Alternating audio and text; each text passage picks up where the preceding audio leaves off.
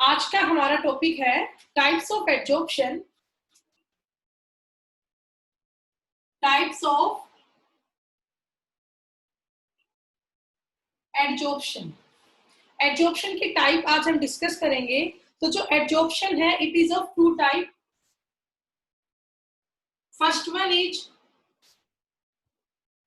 Physical adsorption. First type is a physical adsorption and second type is chemical adsorption. ठीक है, these are the two common type of adsorptions, that is physical adsorption and a chemical adsorption. तो हमें बेटा इन दोनों को अब पढ़ना है डिफरेंस की फॉर्म में। ओके, तो अब हम शुरू करते हैं इन दोनों में क्या क्या डिफरेंस है। सबसे पहले बेटा जो आपका फिजिकल एडजॉर्प्शन है ना, इसी को हम बोलते हैं फिजियोजॉर्प्शन।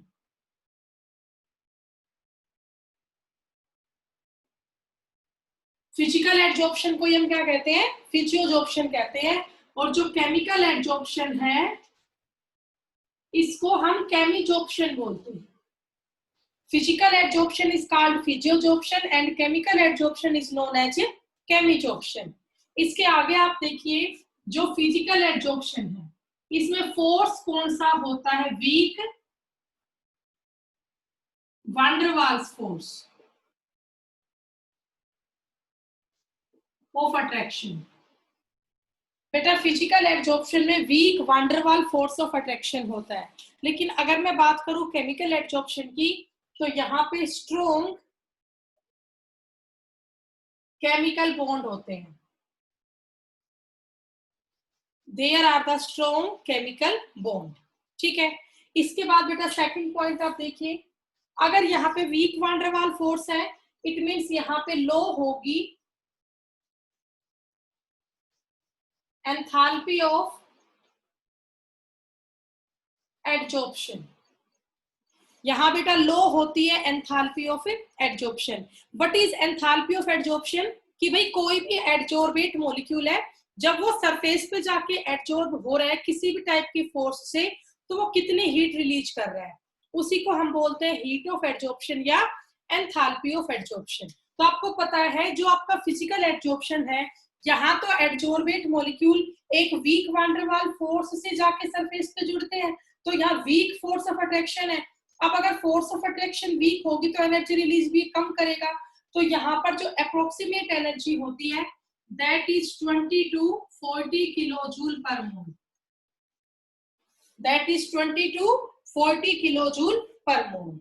ठीक है, और अगर मैं बात करती हूँ केमिकल एडजॉर्प्शन में, ठीक है, तो बेटा केमिकल एडजॉर्प्शन में क्या है, हाई होता है एंथैल्पी ऑफ एडजॉर्प्शन, क्योंकि यहाँ पे स्ट्रॉन्ग केमिकल बॉन्ड होते हैं। अगर स्ट्रॉन्ग बॉन्डिंग होगी तो ज्यादा हीट रिलीज होगी, तो यहाँ पे हाई होता है एंथैल्पी ऑफ एडजॉर्प्शन। नॉर्मली कितना होता है 80 से लेके 240 किलोजूल पर मोल तक। कुछ बुक में ये भी लिखा हुआ है 40 से लेके 400 किलोजूल पर मोल। तो ये आपकी एंथैल्पी ऑफ एडजॉर्प्शन होती है इन केस ऑफ केमिकल एडजॉर्प्शन। अब इसके बाद नेक्स्ट पॉइंट हम इनके डिस्कस करते हैं। बेटा अपनी बुक में ये टॉपिक आप निकाल सकते हो या अपने नोट्स में निकाल लीजिए आप। अगला बेटा जो केमिकल फिजिकल एडजॉर्प्शन होता है ना, यहाँ तो सिर्फ week van der Waal force होता है, तो यहाँ पे किसी भी केमिकल कंपाउंड की फॉर्मेशन नहीं होती। No chemical compound formation takes place. यहाँ पर कोई केमिकल कंपाउंड नहीं बनता, लेकिन केमिकल एडजॉर्प्शन में तो क्या स्ट्रॉन्ग केमिकल बॉन्ड होते हैं, तो यहाँ पर केमिकल कंपाउंड की फॉर्मेशन होती है। तो ये आपका थर्ड डिफरेंस हुआ कि in case of physical adsorption there is no chemical compound form, लेकिन केमिकल एडजॉर्प्शन में तो क्या स्ट्रॉन्ग केमिकल बॉन्ड होंगे, तो यहाँ पर आपके जो है कंपाउंड की फॉर्मेशन होगी। ठीक है, इसके बाद बेटा नेक्स्ट पॉइंट हम डिस्कस करते हैं। तो ये प्रोसेस रिवर्सिबल होती है। फिजिकल एडजॉर्प्शन कैसा होता है, रिवर्सिबल, लेकिन केमिकल एडजॉर्प्शन होता है इरिवर्सिबल। आपको समझ में आ गया होगा ये रिवर्सिबल क्यों है, क्योंकि यहाँ तो बहुत ही week van der Waal force है, वो फोर्स बहुत जल्दी टूट सकता है और जो मॉलिक्यूल सरफेस पे आके लगे थे वो वापस भी निकल के जा सकते हैं. It means in case of physical adsorption process is reversible, but in case of chemical adsorption strong chemical bond takes place between the adsorbate and adsorbent molecule. That's why they are not reversible in nature. तो ये बेटा आपका हुआ irreversible. अगला point, जो physical adsorption है ना, इसे किसी भी तरह की कोई एक्टिवेशन एनर्जी नहीं चाहिए. Not required any activation energy. इसे कोई भी एक्टिवेशन एनर्जी की रिक्वायरमेंट नहीं है. लेकिन यहाँ पर बेटा चाहिए एक्टिवेशन एनर्जी. अब क्यों चाहिए? तो आपको याद है ना व्हाट इज एक्टिवेशन एनर्जी? जो हमें एक्स्ट्रा अमाउंट एनर्जी का देना पड़ता है किसी भी रिएक्टेंट मॉलिक्यूल को, ताकि वो अपनी रिएक्शन को कंप्लीट करवा के प्रोडक्ट बनाए. ठीक है, आपको पता होगा बेटा, जब भी आपकी कोई केमिकल रिएक्शन होती है तो बीच में इंटरमीडिएट की फॉर्मेशन होती है. अब वो इंटरमीडिएट बनाने के लिए कम से कम कितनी एनर्जी चाहिए, उसको हम बोलते हैं थ्रेशोल्ड एनर्जी. अब अभी हमारे पास जो एनर्जी है और हमें कितनी चाहिए थ्रेशोल्ड एनर्जी, जो उनके बीच का गैप होता है उसको हम बोलते हैं activation energy. That is called activation energy. ठीक है, तो बेटा यहाँ तो कोई इंटरमीडिएट तो बनता नहीं है. That's why they do not require any activation energy. लेकिन जहां पर केमिकल कंपाउंड बन रहा है वहां तो रिएक्टेंट और प्रोडक्ट के बीच में एक इंटरमीडिएट की स्टेज भी आएगी, और जहां पर इंटरमीडिएट की फॉर्मेशन होगी वहां हमें क्या चाहिएगी? Activation energy. So in case of chemical adsorption there is need of activation energy. Okay, अब बेटा इसके बाद नेक्स्ट पॉइंट हम करते हैं. जो फिजिकल एडजॉर्प्शन आपका है ना, ये तो week van der Waal force से बना है, तो ये तो बेटा कहीं भी एग्जिस्ट कर सकते हैं. तो आप कहेंगे जो आपका फिजिकल एडजॉर्प्शन है, physisorption, it is not specific in nature. It is not specific in nature. आपको पता है ना स्पेसिफिसिटी क्या होती है. ठीक है, कि कोई भी आपका रिएक्टेंट मॉलिक्यूल हो एक एग्जैक्ट सरफेस पे जाके वहां केमिकल रिएक्शन शो करता है. तो जो आपका फिजिकल एडजॉर्प्शन है ये स्पेसिफिक नहीं होता है, क्योंकि फिजिकल एडजॉर्प्शन में सिर्फ एक week van der Waal force होता है, और वो week van der Waal force किसी भी बिटवीन टू ऑब्जेक्ट आपका एग्जिस्ट कर जाता है. So here it is not specific in nature. लेकिन जब भी आपको केमिकल बॉन्ड बनाने हैं तो वो प्रॉपर कंडीशन देखनी पड़ेगी. यहाँ पर एक कंडीशन फॉलो हो भी रही है, नहीं हो रही है, तो ये आपका स्पेसिफिक होता है नेचर. ठीक है, physical adsorption is non specific but chemical adsorption is specific. अगला बेटा उसके बाद जो फिजिकल एडजॉर्प्शन है ये मल्टी मोलिक्यूलर लेयर बनाता है. It form multi molecular layer. लेकिन अगर मैं बात करती हूँ केमिकल एडजॉर्प्शन की, तो जो केमिकल एडजॉर्प्शन है ना, इट फॉर्म यूनिमोलिक्यूलर लेयर. बेटा फिजिकल एडजॉर्प्शन में होती है मल्टी मोलिक्यूलर लेयर, लेकिन केमिकल एडजॉर्प्शन में होता है यूनिमोलिक्यूलर लेयर. इसका मतलब क्या है समझो. मल्टी मीन्स होता है मैनी, मतलब यहाँ बहुत सारे मॉलिक्यूल्स की लेयर होती है. अब वो क्यों होती है वो आप समझे. मान लीजिए ये मेरे पास कोई भी सरफेस है, इस सरफेस पर week van der Waal force के थ्रू ये कुछ मॉलिक्यूल्स आके एडजॉर्ब होंगे. ठीक है, अट्रैक्शन तो बहुत वीक है, van der Waal force of attraction. अब दोबारा इस सरफेस पे और मॉलिक्यूल्स आके एडजॉर्ब हो सकते हैं, क्योंकि कोई कंडीशन तो है ही नहीं मॉलिक्यूल को लगाने की. बेटा ये तो नॉन स्पेसिफिक है, कहीं भी आ जाता है. तो जो van der Waal force of attraction है ये तो बार बार अलग अलग लेयर्स में आता जाएगा. तो यहाँ पे एक के बाद एक क्या है, अलग अलग लेयर बनती जा रही है, इसीलिए ये कैसा है, मल्टी मोलिक्यूलर है. लेकिन आपको पता है जो केमिकल एडजॉर्प्शन है, यहाँ तो केमिकल बॉन्ड बनता है between the adsorbent and adsorbate. और बेटा केमिकल बॉन्ड तो एक बार ही बनेगा बस. ये आपका सरफेस हो गया एडजॉर्बेंट, और इस पे एडजॉर्बेट के मॉलिक्यूल्स आए और दोनों के बीच में केमिकल बॉन्ड की फॉर्मेशन हुई. अब जैसे ही केमिकल बॉन्ड बना ये तो स्टेबल होगी, वैलेंसी की कंप्लीट होगी, तो अब आगे ये कोई भी रिएक्शन शो नहीं करेंगे. मतलब इसके ऊपर अब और मॉलिक्यूल्स आके नहीं जुड़ सकते. That's why it is multi molecular but it is unimolecular. Okay, तो ये आपके कुछ यहाँ पे कॉमन डिफरेंस हुए between the physical adsorption and chemical adsorption. अब इसके बाद आगे हम डिस्कस करते हैं एक और पॉइंट है जो दोनों में कॉमन है. अगर सरफेस एरिया बढ़ेगा, if surface area increase then rate of adsorption also increase, चाहे वो केस फिजिकल एडजॉर्प्शन का हो चाहे वो केमिकल एडजॉर्प्शन का हो। सरफेस एरिया बढ़ेगा तो उस केस में आपका रेट ऑफ एडजॉर्प्शन भी बढ़ेगा। ठीक है, तो बेटा ये आपको सारे यहाँ पे पॉइंट डिस्कस कर लेने हैं about the physical adsorption and chemical adsorption. Okay, अब इसके बाद नेक्स्ट हम करेंगे यहाँ पे टॉपिक हमारा mechanism of adsorption. Mechanism of adsorption,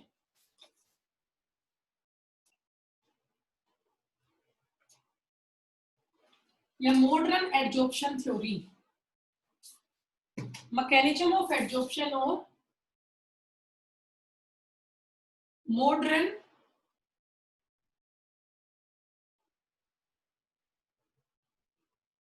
adsorption theory. ठीक है, इसमें क्या है देखिए बेटा, सबसे पहले क्या होगा, मान लिया बेटा ये हमारे पास कोई भी सरफेस है, ये हमारे पास कोई भी एक सरफेस है। सरफेस किसका काम करता है आपको पता है, एडजॉर्बेंट का काम करता है। और ये जो है ना इसकी, ये इनकी एक्टिव साइड्स है बेटा, ये सारी सरफेस की क्या है, एक्टिव साइड्स है। एक्टिव साइट्स का मतलब क्या है कि भाई यहाँ पर जो है ना आपके एडजॉर्बेट मॉलिक्यूल्स आके जुड़ेंगे, these are the active site of surface. Okay, अब मान लीजिए बेटा मैंने यहाँ रिएक्टेंट मॉलिक्यूल लिया A and B, A plus B आपका क्या है, रिएक्टेंट मॉलिक्यूल है। तो सरफेस पर क्या है, बहुत सारी एक्टिव साइट है, या आप ये कह सकते हो सरफेस में बेटा पावर है अपनी साइड एडजॉर्बेट को अट्रैक्ट करने की। तो ये सरफेस क्या करेगा, जो ये रिएक्टेंट मॉलिक्यूल है ए और बी, इनको अपनी साइड अट्रैक्ट कर लेगा। कौन से फोर्स से, week van der Waals force से। तो कुछ ऐसा होगा बेटा, देखिए ये सरफेस था आपका, और इस सरफेस की एक्टिव साइड पे दो रिएक्टेंट मॉलिक्यूल आके जुड़ गए ए और बी। अब ये रिएक्टेंट मॉलिक्यूल सरफेस पे आके जुड़े हैं week van der Waals force से। तो मैं यहाँ पे ऐसे दिखा देती हूँ कि ए और बी यहाँ पे आके जुड़ गए हैं week van der Waals force से, मतलब इस स्टेप में फिजियोजॉर्प्शन हुआ। इस स्टेप में क्या हुआ बेटा, फिजियोजॉर्प्शन, मतलब कि या weak van der Waals force physical force से आपके क्या आके जुड़ गए, रिएक्टेंट मॉलिक्यूल। अब धीरे धीरे क्या होगा, जो ये रिएक्टेंट मॉलिक्यूल है ए और बी, ये दोनों आपस में जुड़ना शुरू करेंगे, मींस इनमें इंटरमीडिएट की फॉर्मेशन होनी शुरू होगी। तो अब देखिए अगली स्टेप में मैंने क्या किया कि भाई ए और बी के बीच में बॉन्ड बनना शुरू हो गया। यहाँ तो ये सरफेस से जुड़े ही हुए हैं, आगे आप इनको ऐसे ही जोड़ दें। तो यहाँ पर बेटा किसकी फॉर्मेशन होने लगी, इंटरमीडिएट की। यहाँ पर किसकी फॉर्मेशन हुई, इंटरमीडिएट की फॉर्मेशन हुई। व्हाट आर इंटरमीडिएट, जहां पुराने बॉन्ड टूटने शुरू हो जाते हैं, नए बॉन्ड बनने शुरू हो जाते हैं, हाई एनर्जेटिक स्टेट होती है। तो यहाँ पे फॉर्मेशन होने लगी इंटरमीडिएट की। अब धीरे धीरे एक स्टेज क्या होगी कि जो ये ए और बी के बीच का बॉन्ड है वो पूरी तरह से बन जाएगा, और जो ये बॉन्ड है ए और बी के बीच का, ये पूरी तरह से टूट जाएगा। चलो पहले ये कर लेते हैं। कुछ ऐसा हुआ बेटा, आप देखो ए और बी के बीच में बॉन्ड पूरी तरह से बन गया, तो अब ये बॉन्ड पूरी तरह से टूट जाएगा, मतलब यहाँ पे हुआ केमिजॉर्प्शन। यहाँ पर क्या हुआ, केमिजॉर्प्शन। केमिजॉर्प्शन का मतलब क्या है कि केमिकल बॉन्ड बन चुका है between the reactant molecule A and B, और जैसे ही आपके रिएक्टेंट मॉलिक्यूल ए और बी पूरी तरह से बन जाएगा, तो ये इस सरफेस को छोड़ के बाहर चला जाएगा, मीन्स ये आ जाएगा ए और बी में पूरा आपका बॉन्ड बन चुका है, ये रिएक्ट प्रोडक्ट मॉलिक्यूल आपके बन चुके हैं। ठीक है, और साथ में ये सरफेस के मॉलिक्यूल फिर से आपके निकल चुके हैं, सरफेस दोबारा से एक्टिव हो गया। तो बेटा यहाँ पर 4 स्टेप हुई। सबसे पहली स्टेप में जो रिएक्टेंट मॉलिक्यूल थे वो week van der Waals force से सरफेस पे आके जुड़े, मतलब फिजिकल एडजॉर्प्शन हुआ। देन उनके बीच में बॉन्ड की फॉर्मेशन होने लगी, मींस इंटरमीडिएट बना। उसके बाद वहां पर केमिकल बॉन्डिंग हुई, केमिजॉर्प्शन हुआ, और जैसे ही प्रोडक्ट आपका बना तो वो प्रोडक्ट सरफेस को छोड़ के फिर से वापस बाहर चला गया, मतलब डिजॉर्प्शन हो गया। लास्ट स्टेप क्या है बेटा, डिजॉर्प्शन। पता है ना डिजॉर्प्शन क्या होता है, एडजॉर्प्शन का जस्ट उल्टा होता है। डिजॉर्प्शन बेटा एडजॉर्प्शन का जस्ट अपोजिट होता है, मतलब जो शुरू में रिएक्टेंट मॉलिक्यूल सरफेस पे आके लगे थे ना ए और बी, अब वो प्रोडक्ट बन के सरफेस को छोड़ के जा चुके हैं। तो यहाँ बेटा 4 स्टेप हुई, फिजिकल एब्जॉर्प्शन हुआ, इंटरमीडिएट बना, केमिकल एब्जॉर्प्शन हुआ एंड देन आपका डिजॉर्प्शन हो गया। ओके, अब आपको इन्हीं बातों को एक्सप्लेन करके लिखना है। बड़ा आसान सा चैप्टर है बेटा ये पूरा, तो बस आपको इनको एक्सप्लेन करना है और उसको लिख देना है। ठीक है, चलिए अब इसके बाद आगे हम करते हैं। बेटा कोई डाउट हो तो बता देना प्लीज।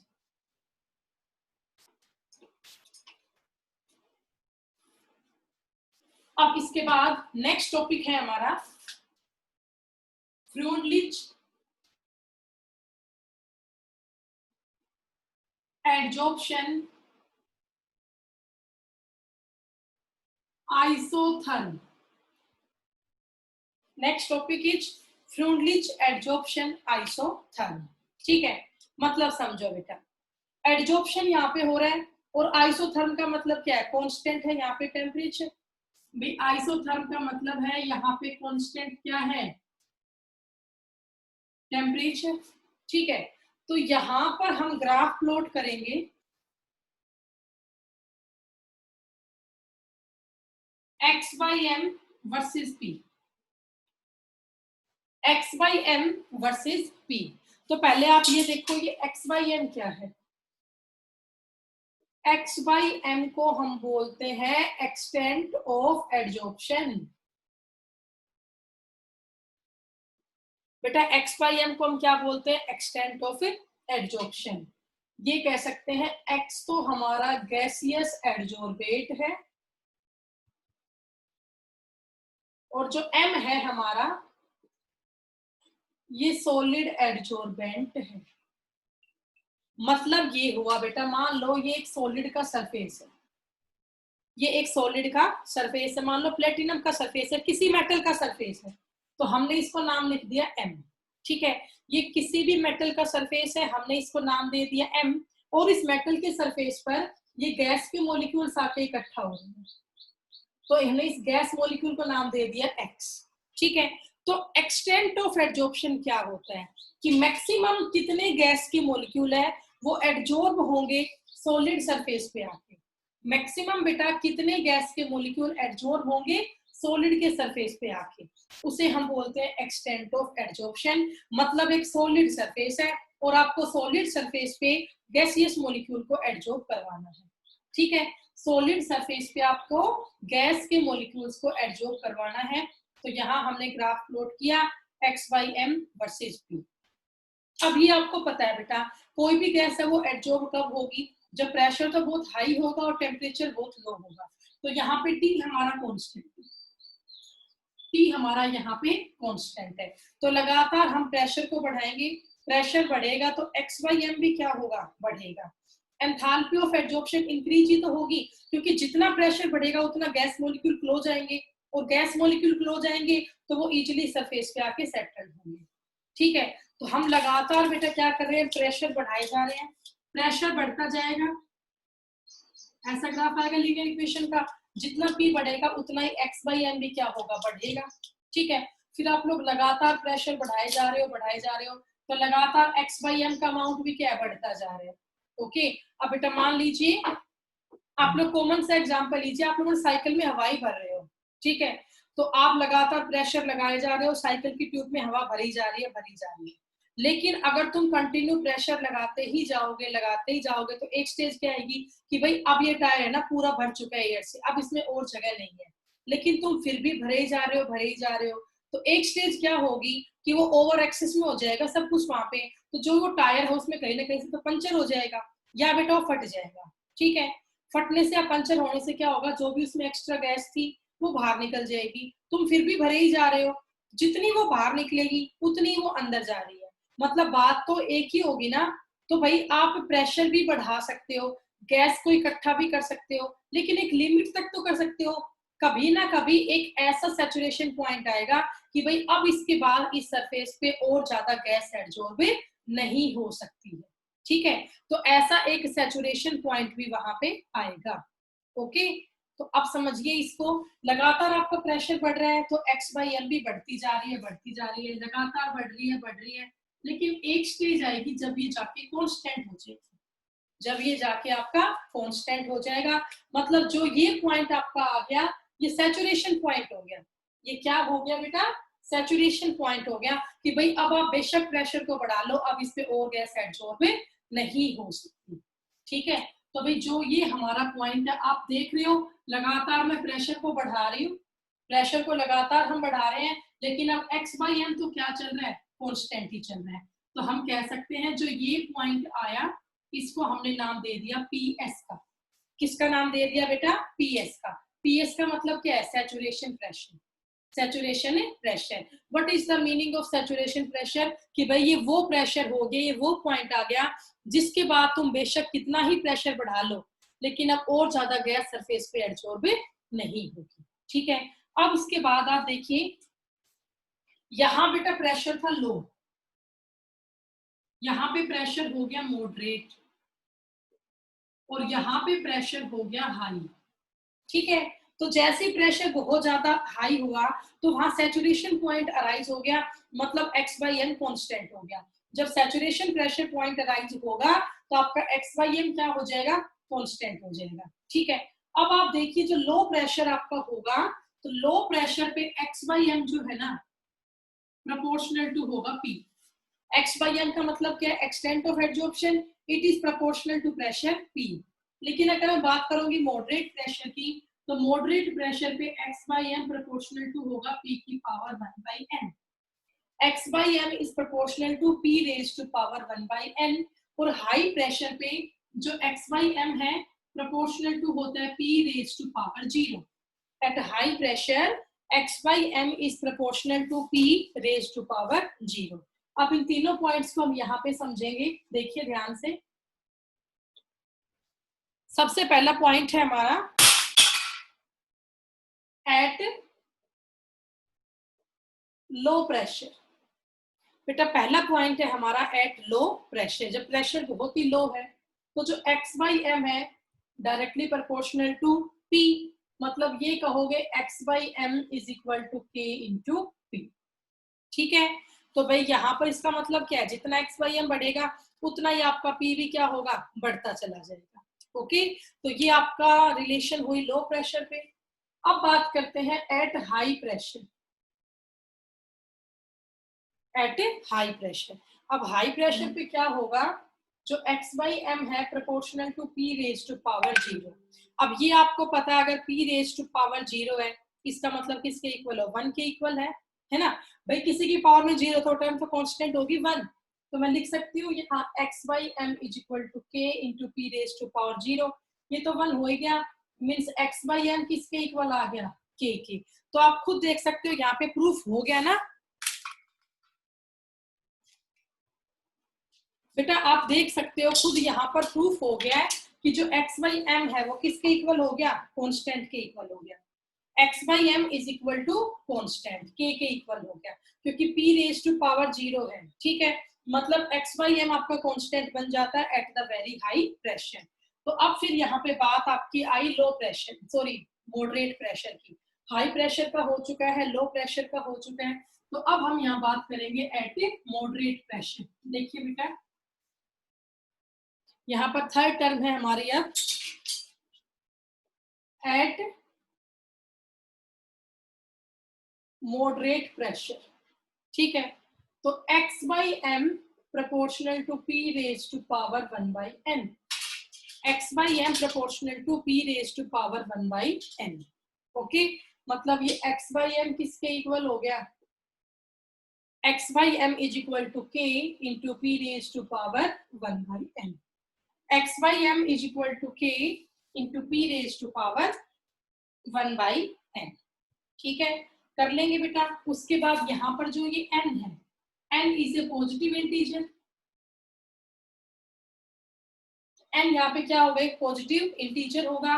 k और n दोनों आपके कांस्टेंट है, और जो वैल्यू होती है आपकी 1/n की, जो आपकी वैल्यू होती है 1/n की, वो लाइज करती है बिटवीन 0 to 1। जो आपकी 1/n की वैल्यू है बेटा वो कहां से कहां तक लाई करती है? मोस्टली 0 से 1 के बीच में लाई करती है। तो यहां से कंक्लूजन किया आया बेटा कि जो ये आपका ग्राफ है एडजॉर्प्शन आइसोथर्म का, ये एप्लीकेबल सिर्फ कहाँ तक है, मॉडरेट प्रेशर तक। ये सिर्फ कहाँ तक एप्लीकेबल है, मॉडरेट प्रेशर तक। जब प्रेशर बहुत ही ज्यादा हो जाएगा ना तो फिर ये एप्लीकेबल नहीं रहेगा, क्योंकि प्रेशर बहुत ज्यादा होने के बाद एक सैचुरेशन पॉइंट आ जाता है जिसके बाद गैस और ज्यादा एब्जॉर्ब नहीं हो सकती। ठीक है, बेशक हम क्या बढ़ा ले, उसका प्रेशर बढ़ा ले। ओके, समझ गए बेटा? ठीक है, तो ये आपका होगा फ्लूइड एडजॉर्प्शन आइसोथर्म का ग्राफ। अब इसी को थोड़ा सा आगे और एक्सप्लेन कर लेते हैं।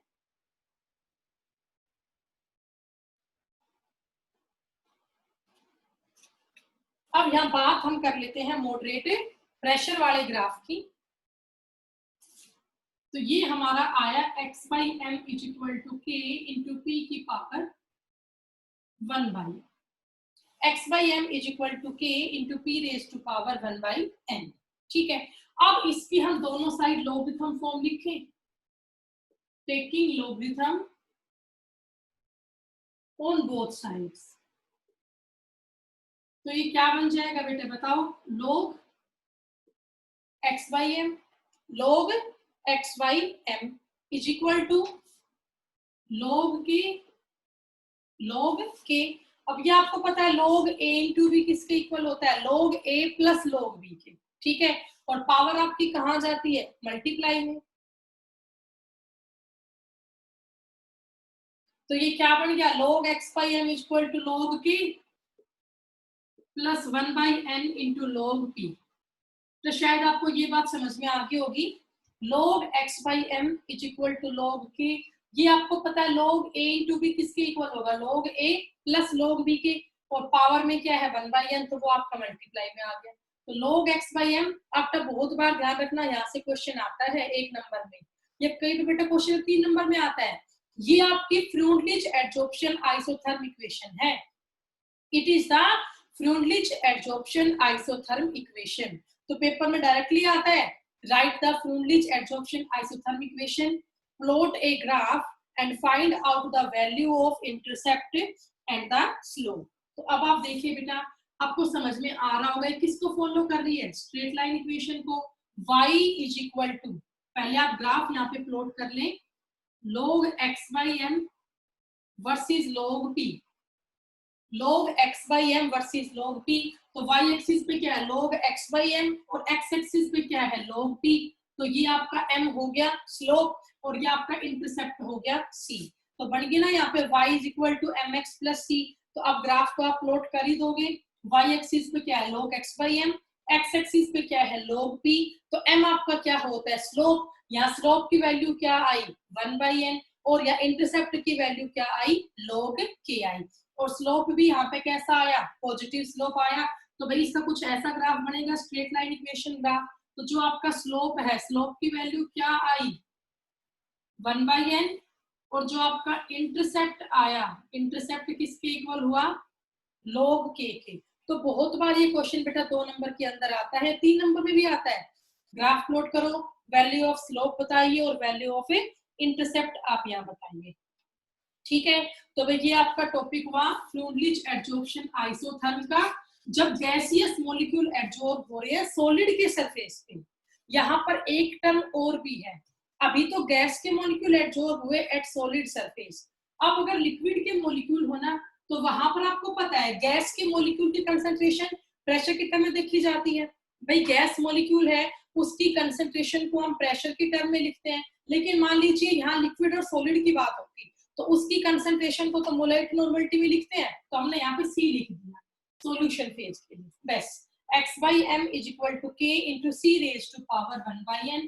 तो ये बन गया log x by M is equal to log k plus 1 by N into log c। Okay, ये आपकी सॉल्यूशन फेज के लिए हुई adsorption isotherm equation for the solution phase. ठीक है बेटा, तो ये आप कर लेंगे। तो ये आपका टॉपिक पूरा हुआ एडजॉर्प्शन आइसोथर्म का। अब छोटा सा टॉपिक एक और है एडजॉर्प्शन आइसोबार का, मैं आपको वो समझा देती हूँ। तो देखिए ध्यान से, अब हमारा टॉपिक है एडजॉर्प्शन आइसोबार। आपको पता है आइसोबार का मतलब क्या होगा, इस बार क्या कांस्टेंट है, प्रेशर कांस्टेंट।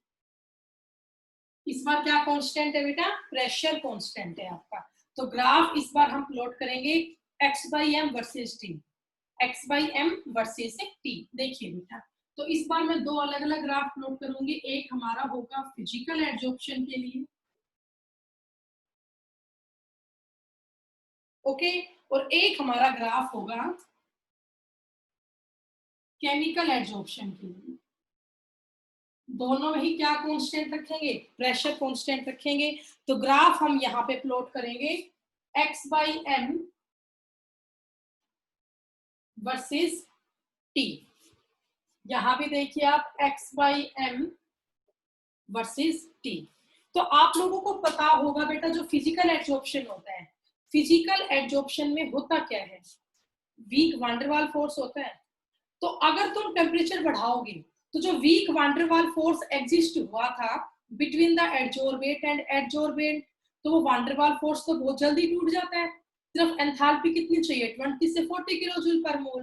तो जैसे ही आप टेम्परेचर को बढ़ाओगे तो जो आपके बीच में वीक फोर्स ऑफ अट्रैक्शन थी वो तो टूट जाएगी, और जो मॉलिक्यूल सरफेस पे इकट्ठा थे वो सरफेस को छोड़ के बाहर जाने लग जाएंगे। मतलब घटेगी एक्सटेंट ऑफ एड्जॉर्प्शन, जब क्या बढ़ेगा आपका? टेम्परेचर।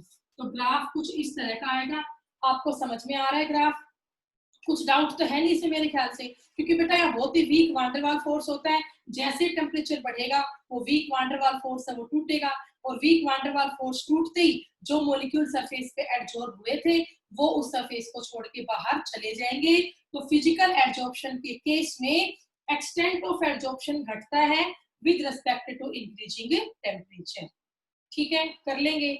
चलिए अब यहाँ पे बात करते हैं केमिकल एड्जॉर्प्शन की। आपको पता है केमिकल एड्जॉर्प्शन में क्या होता है? केमिकल बॉन्ड बनता है, और केमिकल बॉन्ड बनने से पहले बीच में इंटरमीडिएट बनता है। इंटरमीडिएट की फॉर्मेशन होने के बाद ही एक रिएक्टेंट कंप्लीटली प्रोडक्ट में कन्वर्ट हो सकता है। और इंटरमीडिएट बनने के लिए हमें किसकी रिक्वायरमेंट होती है? एक्टिवेशन एनर्जी या थ्रेशोल्ड एनर्जी की। तो अगर मैं टेम्परेचर बढ़ा रही हूँ इन केस ऑफ केमिकल एड्जॉर्प्शन, तो x बाई एम का ग्राफ कुछ इस तरीके का आता है। एक बार x बाई एम की वैल्यू बढ़ती है और फिर घटती है। तो इस क्वेश्चन का आप आंसर समझें बेटा। यहाँ पर केमिकल बॉन्ड बनेंगे, और केमिकल बॉन्ड बनाने के लिए हमें क्या चाहिए? एक्टिवेशन एनर्जी चाहिए। तो जैसे ही हमने टेम्परेचर बढ़ाया, टेम्परेचर बढ़ने से हीट एनर्जी बढ़ी। बेटा टेम्परेचर बढ़ने से क्या बढ़ी? हीट एनर्जी बढ़ी। उस हीट एनर्जी को रिएक्टेंट मॉलिक्यूल ने एक्टिवेशन एनर्जी की फॉर्म में यूज कर लिया। बेटा टेम्परेचर बढ़ने से जो भी एनर्जी बढ़ रही है उस एनर्जी को रिएक्टेंट मॉलिक्यूल ने एज एक्टिवेशन एनर्जी यूज कर लिया। मतलब उसकी हेल्प से वो अपनी डिमांड को पूरी करेगा।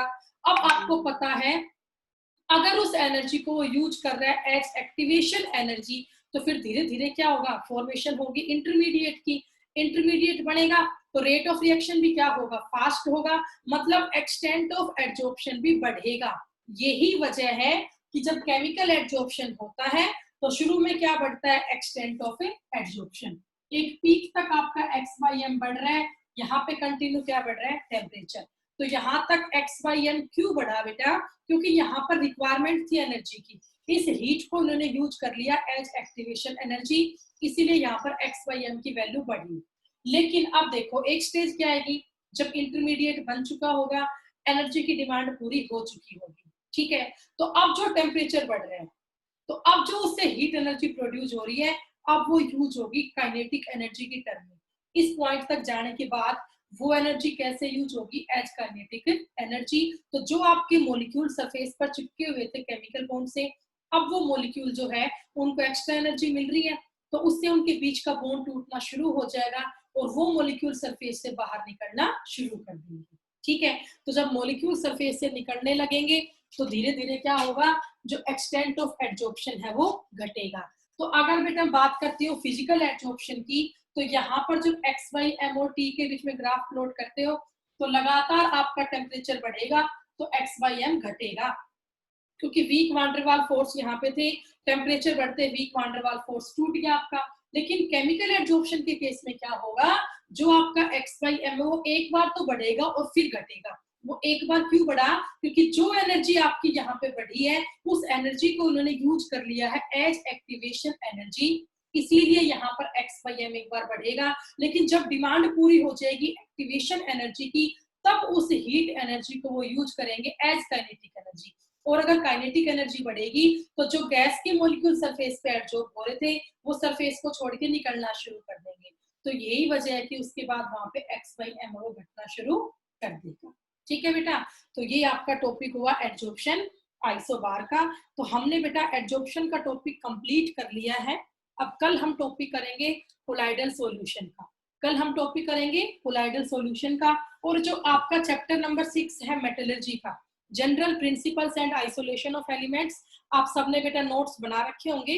ठीक है, तो अपने वो नोट्स लो और वो चैप्टर अपना आप खुद याद करो। मैंने बता रखा है याद कैसे करना है, प्रिंसिपल्स याद करने हैं और सारे आपको रिएक्शन करनी है, एग्जाम्पल करने हैं सारे।